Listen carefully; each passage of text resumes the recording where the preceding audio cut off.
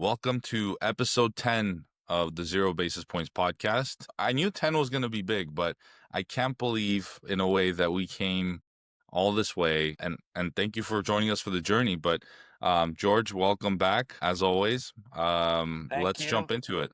Thank you for having me as always. It seems is this serendipitous the word where things just line up. Episode 10, where we are in the summer, in the space, in the industry, professionally together.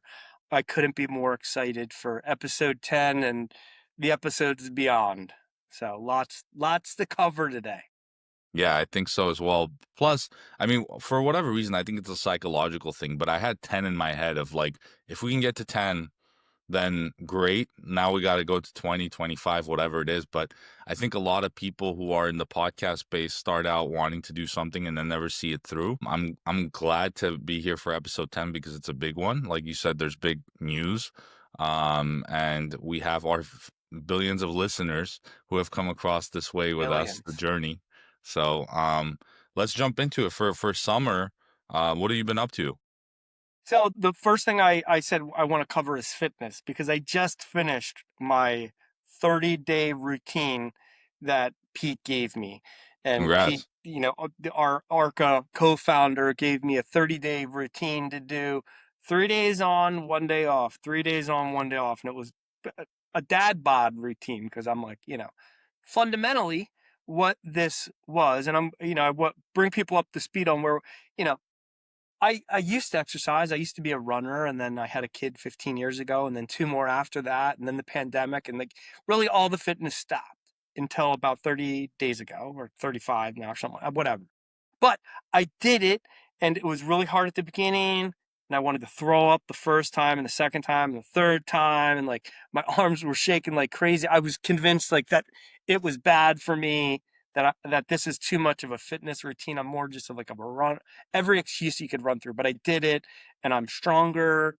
My wife made a comment about how nice my arm looks before Nice. church yesterday when they were popping out of my sleeve. So I'm doing it, and I feel great. So, um, and I was gonna even talk to you. So like I do this routine, and it's, let's say it's 3 circuits. It is 3 circuits for each day. Well, one circuit with 3 sections. But and then each section is a minute, minute, minute, minute, minute, 30 seconds of rest, and then you're right back into it. But then like now by the end, like I basically have a good idea of how much I can get done each minute. And like I don't even I last time I did, I didn't even use a timer. And like because I just know in my head like about when I'm at exhaustion, about when I'm pushing through. And I thought that was a little bit nicer. I'm like, because I always try to line up a 1 minute timer. I haven't downloaded an app yet, but now like if I ever have my Oreos or my Doritos, which I really don't have as much as I joke about. Yeah, yeah, yeah. Maybe the Oreos, if I'm being honest. These double stuffed Oreos that we keep around for the kids. I know we shouldn't, but I don't feel so bad. And like, dude, I'm down 10 Of pounds. Like course. it's amazing. So, yeah, Yeah. I'm not a crazy weigher, but I know I'm down 10 from where I typically like that. Like 10 above where I am now is like where I'm like, no way. And then I'm right where I should be now. So it's like, it's great. Yeah, I think once you get started and you're off to the races and you have the routine down, the consumption like calories, even overeating sometimes and things like that, actually kind of, keep you sane but aren't as bad, right? When you And have a you're less sedentary inclined. Just want to yeah. say, because you're less inclined to eat the garbage. Like Yeah, of course. just because you're just like you feel in the machine. You're like, dude, I need to Well, like a now you know banana. how much calories you're burning and you know how much you're consuming. So you're like, is this really worth another extra run or another extra kind of set or whatever? But I think also when you have such a sedentary lifestyle, I mean, it's easy. It all gets jumbled in, but now you start counting, right? And it's just a mental thing. You don't have to, a lot of people call it like intuitive eating, right? You kind of have a feeling of, hey, maybe I want to eat something cleaner. I want to kind of consume something that's a little more full of dense calories versus and nutrients versus having just something that's a bunch of fat and sugar.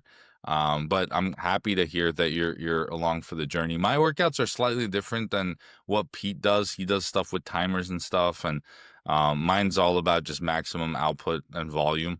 So it's slightly different. And then one thing I will just recommend, regardless of what you do, is to always progressively overload. So slowly, when you can go through that entire minute and hit, let's say, dumbbells of 30 pounds, 35 pounds for whatever exercise you're doing, go up to 40, right? And then when you can do that comfortably for the minute, go up to 45. I'm at That's how, 25s. yeah, I went from 15s to 20s real fast. I have like a yeah, dumbbell set.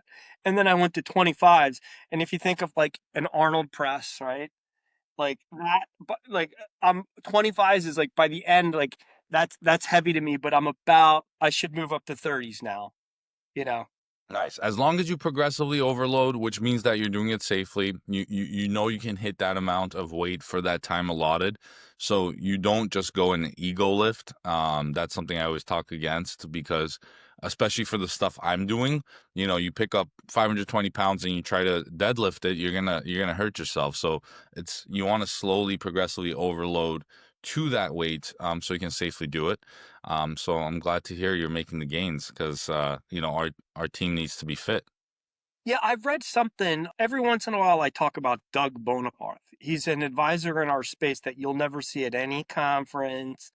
But he's running one of the most successful firms in the country. Heavy presence on X, but he compared investing to working out. Like if you do it once, there is no change. It's like investing without discipline. Like you invest, it goes up, you withdraw, or you invest, it goes down, you withdraw. It's like you've got to, let's say, dollar cost average. That's probably not what he said, but something along those lines where you're a believer in what you're doing, you're committed and regimented. Yeah. So yeah, he's the man. But it makes me happier. And I read something not too long ago, also on X, but it was just one user that was saying, like, men, what do you do to, or well, let's just say people, it doesn't have to be, what do you do to cope with stress? And I was thinking, I don't really do that much. And so, as like to specifically cope with stress and be like, I'm in a bad mood right now and I need to manage this. Um, I typically will just work through it or do like mental exercises like, look, let's just get past this and, just be the water and move around the rock. That's like what I tell myself. Like, so just like zen through this. But if I work out, by like the middle of every workout, I tell you and Pete, like I'm like smiling, like I'm laughing. Bicycle crunches for some reason always start like laughing. Lunges too. It's just like it's like in the middle, and I get this flow going where I'm just happier. And it's like, I should never react before I work out if it's not going to be a really good reaction. It's like I should just work out. Yeah, it's the biggest stress reliever, and I use it as so for myself, and it's become a part of my schedule and routine. And a lot of people, I think, should, for those who haven't, because it's tough to get it and make it a routine, and everyone's busy. And I know how, a lot of folks' schedules are, but realistically, when you can incorporate it, even for that small amount of time that you do have throughout the day or beginning of the day or end of the day, I think it's such a good element in your life that affects everything else that you do. So work related or otherwise. So Right. I Yeah. And think you know it's what? Another thing, I had a lot of Buddhism thrown at me growing up, but um, Ram Dass, he's like this Buddhist guy, used to learn from, I think, the Maharishi, no, whoever his teacher was. I'm forgetting off the top of my head. He said, you need to meditate for half an hour a day when they first met. He goes, I don't have time to do that. He goes, then you need to meditate for an hour a day. So it's like just like that. And so if you think you don't have time for it, then that's like absolutely the thing you need to do soon. yeah. Oh, I don't have Well, time for that. Well, yeah, that's the problem. Yeah. yeah, well, I'm great. Your summer's off to a good fit start. Mine, on the other hand, well, I mean, it's still fit, but I've just been living it. It looks like I've been living in a cave, just developing. We're in the lab building. I just go to the gym, lift heavy, come back, and then continue work. So, but it's not bad. I actually kind of enjoy some of the output that we get to do here, when it's like that. And it's another reason why I'm excited to go out to the team, for the next couple of weeks as well, so we can really turn the lever for more build, for more output, with everything we're doing at ARQA. So Oh, That's why I look I like think you look great, and I think my tan will lessen, and our tones will start to we'll balance start looking like each as other. as we work on more projects together. So we're going to be more our environments are going to be more similar soon, as opposed to month of July. Outside. Had a nice vacation, so it's been a nice the summer of George. It's been. It's still going on. I mean, we're still living it. I know. It's just I'm living the dream right now. I really am. So I couldn't be happier with where how I feel, where we're going. Wife and kids are happy and healthy. So Awesome. yeah, it's Speaking of great. where we're going, I think, given the exclusive to zero basis points of what's happening next in your career, George, do you want to talk a little bit about that and let the people in? Yes, I'm now the director of enterprise solutions for ARQA. So it's official now. What I was dreaming of a long time ago. And when we think about how well this came together, Hike, and we this isn't none of this is prepared. That statement. None of what we do for zero basis points is prepared. But we prepared for this moment. We met at T3 in Las Vegas, the 20-year anniversary of T3. The thing about it is how unfold. You're over my shoulder talking about your AI solution, and I'm listening the whole time and like basically getting the ARCA pitch. So and immediately I walk over, and I think the first thing I said to Pete is, "You are definitely from the Northeast." Because Yeah. I've been called out on that before, just when people hear the way that I talk. And then you and I were just having fun, like giggling like two best homies right away. And Yeah. then it was just kind of like we were both figuring out the most complicated problems in wealth management. I think we realized that within a minute. And then we started texting about it, talking about it. I'm like, dude, how can we start promoting these ideas? Like let's start to try to articulate this on LinkedIn. And then we would text back and forth about that. Then the podcast came, and we're like figuring out what each other's saying during the podcast. And if you compare this podcast to the first one, like Yeah. we've definitely gotten way better at Oh, of course. articulating what we're trying to do for the wealth management space. And now it's going to be very clear what we're doing for the wealth management space is we are going to take what you're doing with your firm of any size wealth management firm that's an RIA or any of the institutions in that orbit. We are going to make your solutions agentic. And a lot of what we observe in the wealth management space, we talked about AI. We're seeing note takers. We've called them the race to the bottom. And these tools are great and powerful, but they're nothing compared to agentic. And so, what we're doing with ARCA is bringing agentic workflows to the wealth management space better than anybody else is doing. That's why I'm here and not anywhere else. And I had choices. And the power of being agentic, I really want you to talk about, Hike, because I'm Yeah. like, am I thinking about this right? Because we were on our first call, and my mind was as blown as this mega institution that we were talking to. And it's like, wow, like, we were thinking that we needed to do this. And like now it's like we're overthinking how much needs to be done with this on day one. So can you help us break it down? So I couldn't be more excited to be here with you and Pete. The whole time, I watched you do what you were doing. I always said, this is the best thing happening in the wealth management space. I said it from day one, and I feel blessed to be here. Well, And we manifested it in a way, both the yep, zero basis points and also just you coming to ARCA, just because I think you saw what we were doing. We were excited to partner with you even as you were working at an event, etc. So, it all kind of, you know, evolved. And speaking of evolution, it's the same thing for our business and for what we did in ARCA. So we're excited to have you along for the journey, ground zero with us. And I think there's going to be a lot of conversations like the one we already had where people are going to log on and not know what they're going to see yet, but once you show them what's working and what's out there, it suddenly, blows their minds and puts a hole in their reality that they thought that they were stuck in the same way that they were doing stuff for years. So, yeah, we're excited to have you, George. I think it's going to be as the director of enterprise solutions, there's going to be so much things that come to us, and we're going to have to vet. And I always go back to this, and Pete teases me for it, where I say, like, we're the Palantir of wealth management, but realistically, that's what our job is. We go and see where the bottlenecks are for a lot of folks. We come up with solutions that are scalable for them and others in the space, because building something custom is great, but the management and scalability for something custom is a nightmare.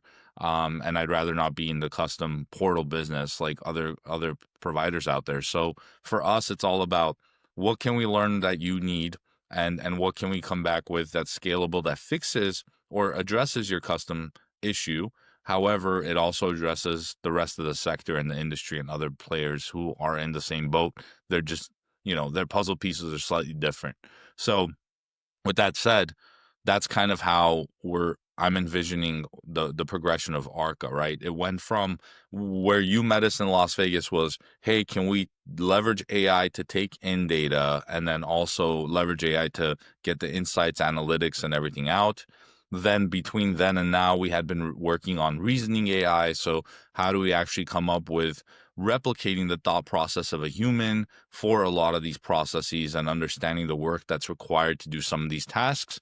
And then finally to the agentic AI kind of roadmap, which has been phenomenal for us, because it's almost like having a little, Frankenstein's monster type of thing working in the background, doing a lot of stuff. And when you see it come alive with even natural language queries of, hey, it's actually uploading this thing, it's actually going and opening an account, it's doing this, it's reading this document, etc., it's pretty exciting. And I think the sky's the limit. And the same resonates for a lot of the clients. They realize that this doesn't have to be the way that they're doing stuff anymore, at least. And now, we can open up the gates to other things. And one thing that me, I always recommend books, and the reading around AI and some of the stuff that relate to our jobs.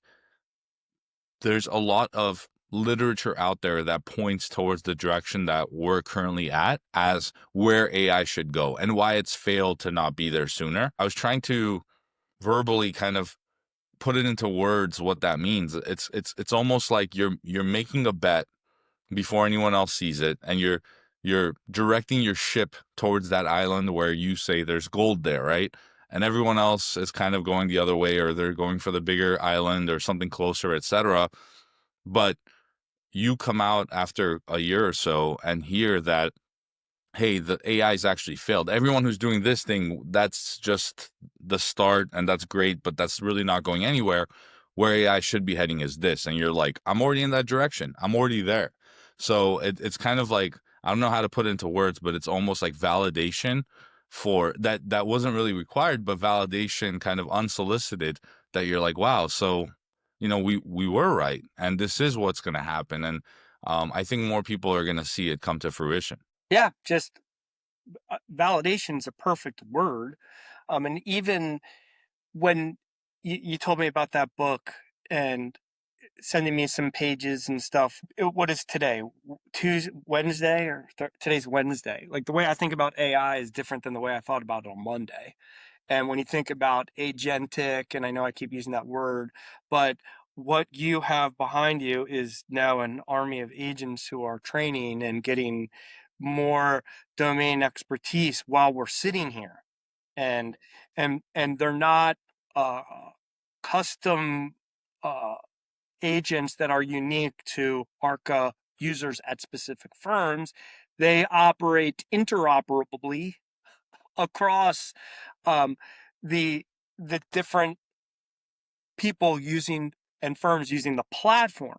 So these agents exist in the platform, and they have a lot of domain expertise that's easier to plug into your custom business rules that make the agents work the way that your company wants it to work.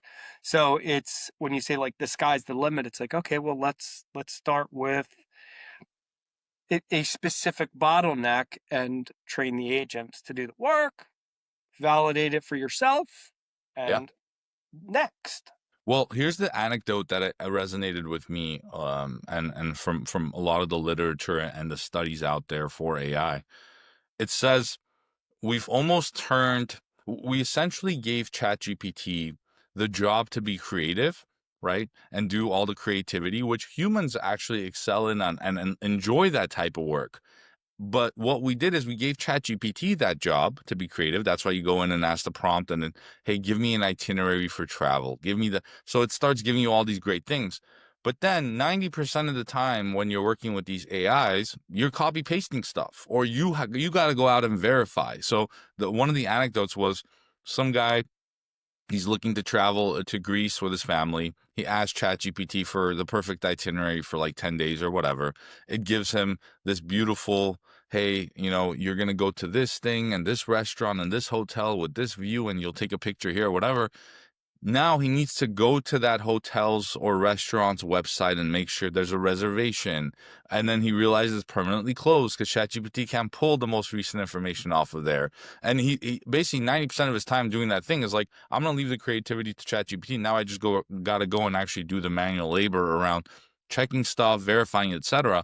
So the literature literally says, why can't the AI just do that part of it? Like that should be how we should be the creative element in it. Like, I want to see all these things and I want to go here in Greece. Put that together for me. Book the hotels, book the reservation. And it's funny, I used that because in the call that we were on, someone said, well, you have this stuff working with ARQA. Like, how are you guys managing kind of the development, the future stuff that's coming in, and where do you compare yourself in the industry? And is it more of like a Microsoft? Are you guys competing with Google? And I said, the generic workflows are where it gets dangerous. Like if you go into ARCA and you're doing account opening and your AI agents are running and doing all this stuff, and then you're going to ask it to find you a hotel, like that generic use case just doesn't work. We're so targeted and niche. And that's why we can have the guarantee and the confidence and the accuracy that we're working correctly with our AI agents versus basically leaving it all open, right? Hotel reservations, movie tickets, whatever. Like there's such nuances around all of that we've already figured it out for the wealth management space, and we use our clients to understand those nuances and work with them. So it's kind of like, you know it's so big of a problem. Where do you want to start? We've picked the wealth management space, and that's, knock on wood, I think that's going to really do wonders. Right.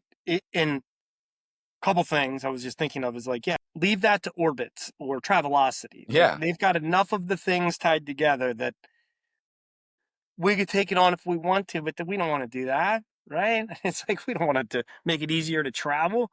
I've talked, I mean, we could do simple ideas and knock them out, but wealth management's like, that's what we do. So yeah, I always said like people like doomers, like AI doomers, like and I to some degree understand that. I mean, I guess as much as anybody else, but you can't ask AI. Like, I have a birthday coming up for my wife, and like I've got to book dinner somewhere. That's going to be a manual process, and so like AI agents aren't at the point yet where it's like find every like I Google, can you find me every restaurant within a 10-mile radius to make me a reservation for 5:30 on Friday or whatever. You can't do that, you know? And it'll take So, time like, to get there, you yeah, know it's just it's for people to decide that that's where they want to work. Like, I feel like it's happening so much further upstream. Like, they work on Gemini, work on Gemini, work on Gemini, then Waymo, driverless, like then clean water. Like, they're addressing like bigger problems than like booking a restaurant real fast and easy. It's like, yo, Joe, book your restaurant. Stop complaining. well, think of it this way too. Like tomorrow, and this actually addresses another question someone had on that call about adoption. So imagine I tell you, you don't have to use your phone anymore, right? So all of your applications on your phone are obsolete. You're going to have a sidekick like Jarvis or whatever that's going to do everything you need it to do. So right now, if I take this away from you and say, today stop using it, tomorrow we're going to do this, you're going to say, no, I can't live without this thing, right? And so that's really what agentic AI is. There's all these applications that we have out there that technically require us to go point, click, look up, etc., screenshot. Agentic AI gets rid of a lot of that just for a simplified version. But a lot of people might not go onto that today because they're so used to doing stuff in the way they are. And so one of the things that ARCA is doing too to make that adoption much easier is we're not coming in and asking you to rip and replace everything today for us to be able to work. We become the connective tissue, just like the human is running these operations in different systems. Just the agent steps in and does it. Over time, though, what will happen is you start identifying the bottlenecks even in those workflows and say, well, why am I using this system for my document management? Because I can't really get to stuff. It's super process oriented to do things like that. Why am I using this other system to get stuff in? Is there a better alternative, etc.? And that essentially is the real evolution of these businesses. They'll become digital first, get away from the PDFs. They'll start using this opportunity to repurpose people to do much more creative things versus just pushing buttons. And I think that's going to be where a lot of the success for the companies who adopt AI is going to come from. Otherwise, whoever misses the boat, it's going to be such a large catch up to get to that point that you almost want to be ahead of it versus behind it, of course, like anything else.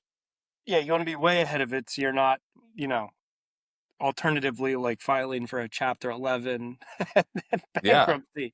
So, I think the organizations that are the that will be the most successful are going to adopt it quickly. They're going to and they're going to say like, where should we start? They might have an idea or they might not, and you're going to say what sucks, like what does everybody hate doing, where's the biggest rub in the organization, what's the biggest thing that you just did, what's the most important thing to the organization, let's start there. But there's a big part of that that just sucks.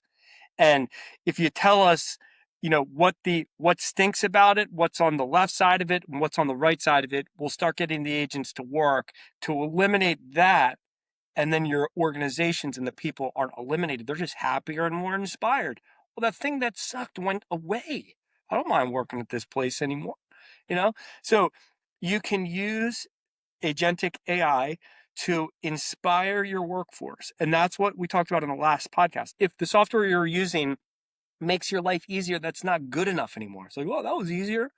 Well, like I said, and what do I mean by that? Like, what I mean, an example is I built that tool called Wealth Snap recently. It integrates with Wealthbox, create a magic link, and have your clients fill out forms that update your CRM.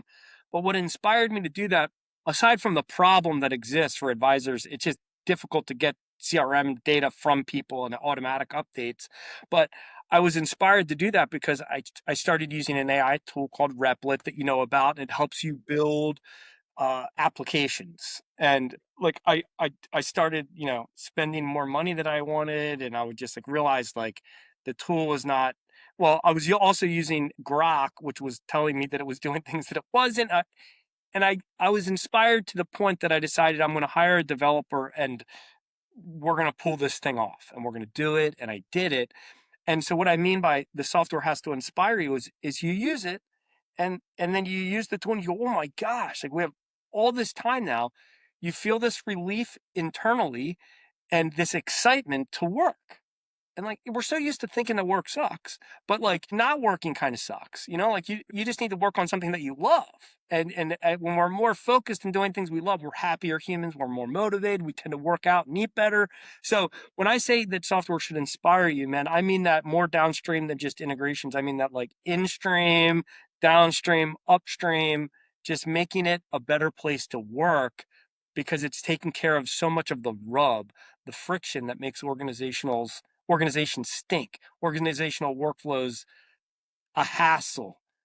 So what ARCA is doing and what we're doing with ARCA is minimizing the rub and the friction and eliminating it Yeah. And I and think making room. Yeah. that what you said the last time around building software that inspires, since that podcast episode, since we recorded that, and through all the development that we've been doing and working with the clients since then, it's just been something that just reoccurs, right? So for me, it's like that saying is almost it's almost like a mantra at this point, And like right? a So principle, like we it's used a to say, principle. I always said I had 3 principles when I was designing software for advisors. It's gonna make their life easier, it's gonna protect them, and it's gonna grow their revenue.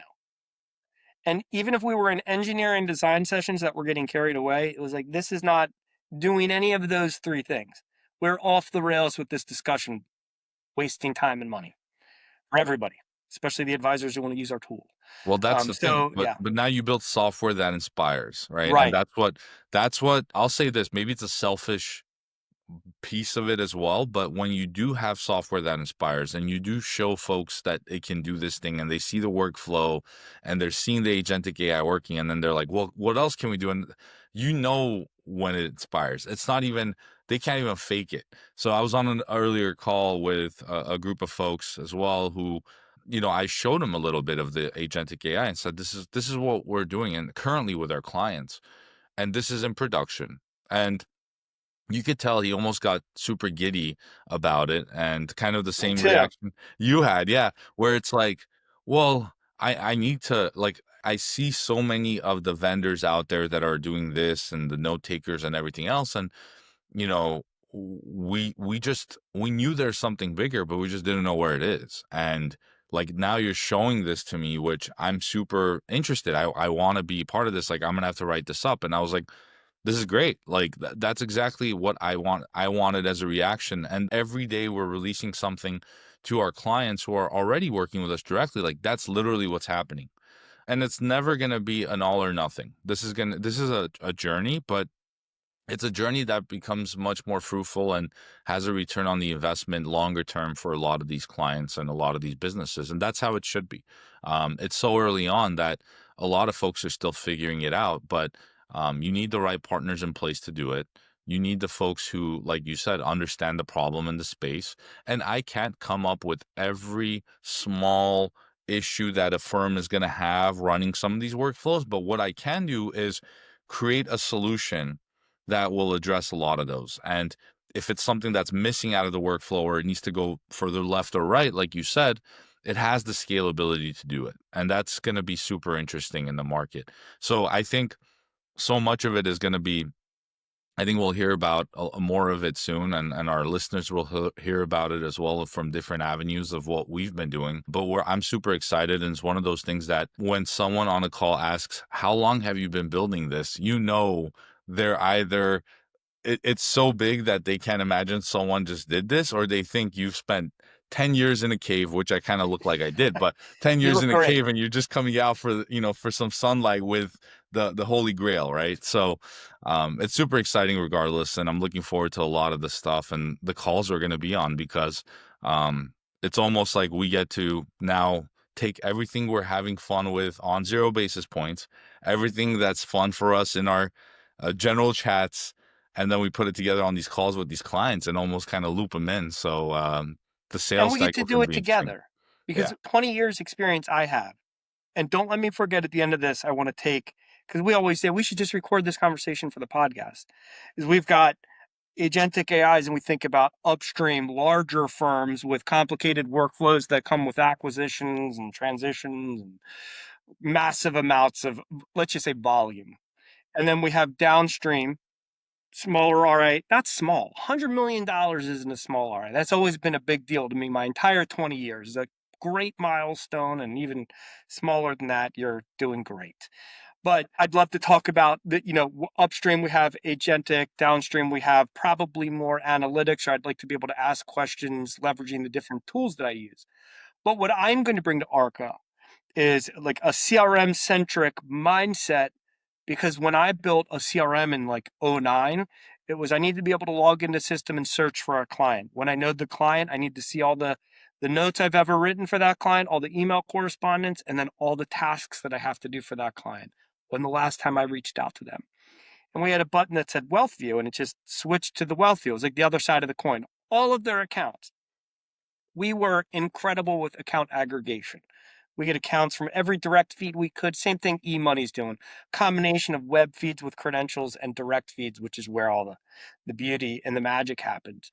But once we started in the CRM aggregating accounts, it was like, oh wow, great! Now we can see what the current model is. Can you compare that to a model portfolio? Can we compare the two? Can we assess the drift? Can we have the output in the format of the correct custodian's order management system? Can you calculate performance on the accounts if you're storing the data? And we did so much. And what we're doing now with ARQA is really just like there was so much that we were just trying to bring into one experience, because on the other side of that, we also had a client portal that nobody used. No, because clients don't use client portals. Well, maybe they will, um, but when we do it together. But when we take all of like the day to day of what the advisor was trying to do, I built that tool for 15 years, and well, a team of us, and I sold the tool. In the end, I was selling it, but all of I feel like I know I have such a good interpretation of the day to day to the advisor, where they say we don't know where to start with this or what might be best, where I can say this is what all the other firms that we've been working with have been doing.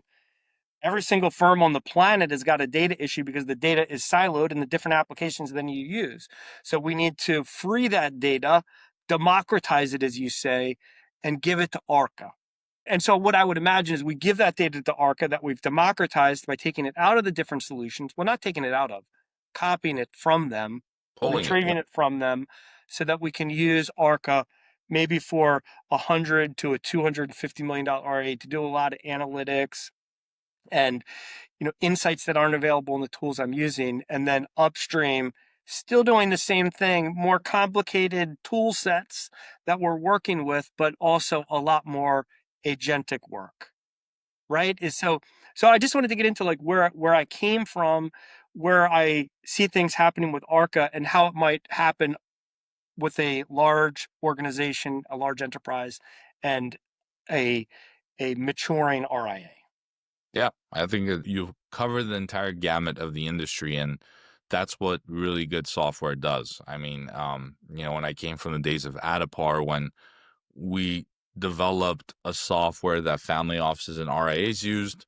And then when Morgan Stanley came knocking, it was like, hey, you use the same thing, but they're like, we have a compliance department. We have all these other things. We can't just log into that tool and use it. So they got a watered down version of it, which they weren't happy about.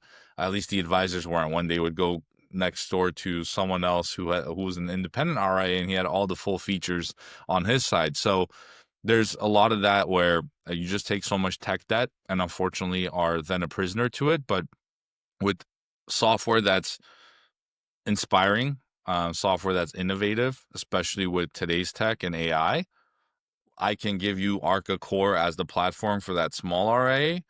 I can give you pieces of it as modules for the larger RIA. I can give you APIs for the enterprise who doesn't even want to log in, just wants it working in the background in their system. And that happened just by me understanding and seeing what the market was asking for while I was at Adapar and saying, we need to get ready for this. Now, we just didn't realize that getting ready for this meant that they were going to be one of the first customers. Those larger guys were going to come in and say, hey, we want this day one, but we built with parity. And I've always kind of had to explain that like we were ready because we assumed we'd have to go there at some point.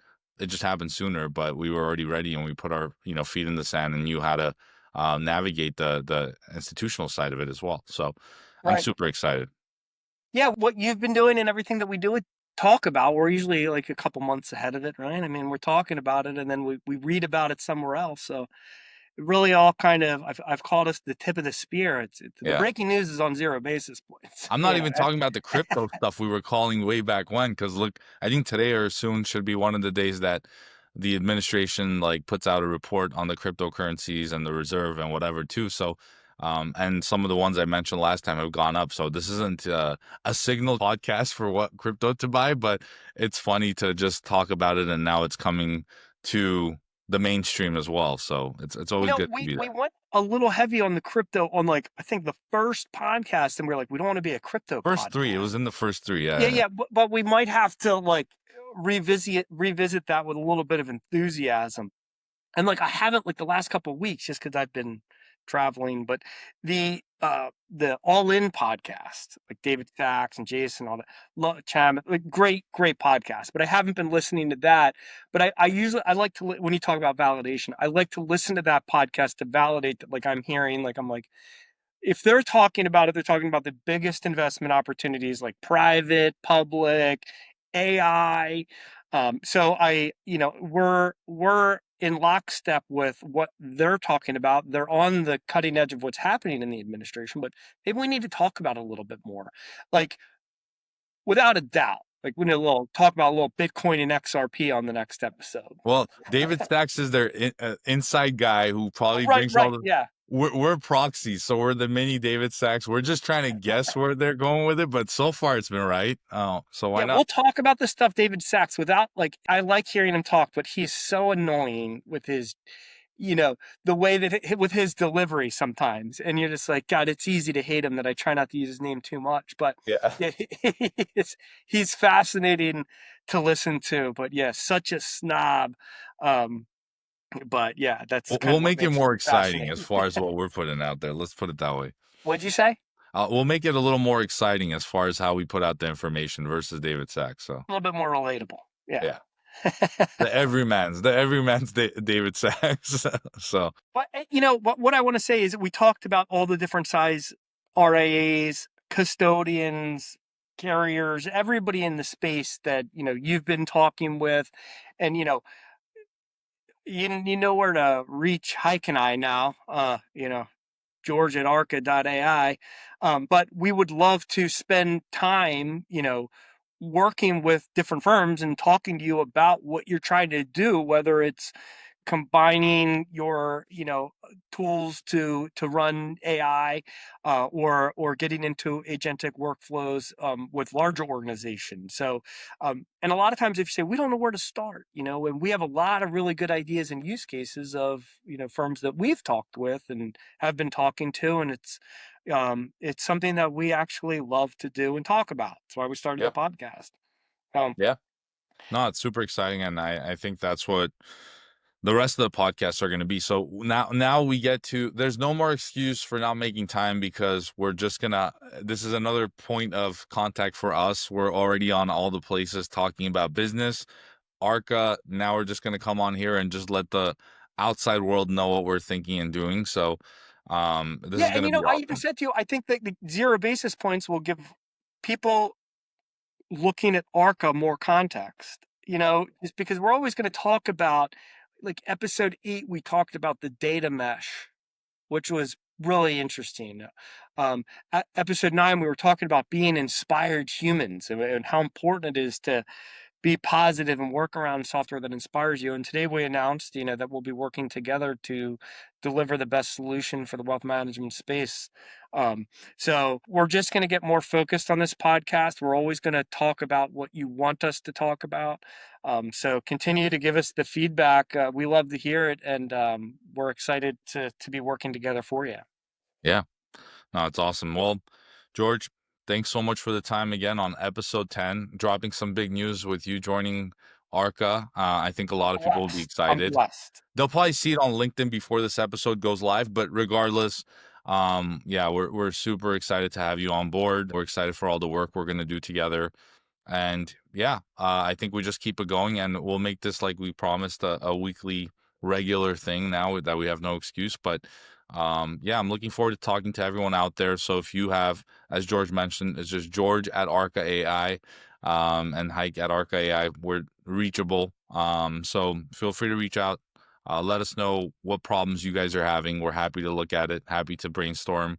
But for the next couple of I think chapters for ARCA, it's going to be almost a rocket ship. So let's get back to work and we'll see you all on the next episode. All right. Thanks, man. See you all soon.